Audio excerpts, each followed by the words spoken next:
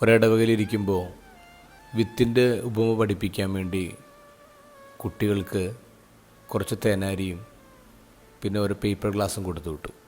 Catechism കുട്ടികൾക്ക്.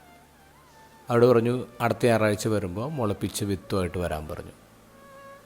ചില കുട്ടികൾ മറന്നുപോയി. ചില കുട്ടികൾ വളരെ എക്സൈറ്റ്മെൻറ്റായിട്ട് ഇതൊക്കെ മുളപ്പിച്ച് പള്ളിയിലെത്തി.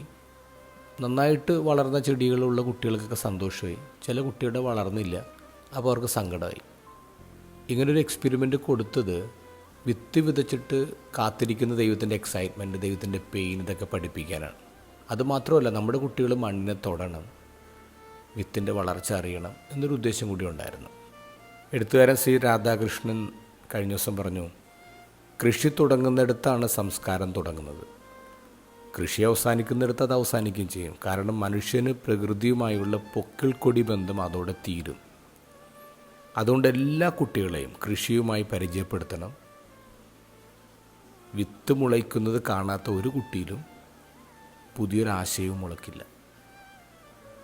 ആക്സിയം 4 പ്രോജക്റ്റുമായി ബന്ധപ്പെട്ട് ശുഭാംശു സ്പേസിലേക്ക് പോയപ്പോൾ കൂടെ കൊണ്ടുപോയത് കേരളത്തിൽ നിന്ന് വികസിപ്പിച്ചെടുത്ത അരിയും എള്ളും തക്കാളിയുടെയും വഴുതനയുടെയും വിത്തൊക്കെയാണ്. സ്പേസിൽ പോലും നമ്മൾ കൃഷി തുടങ്ങിയിരിക്കുകയാണ്.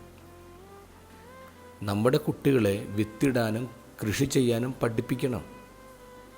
കാരണം അതാണ് നമ്മുടെ സംസ്കാരം.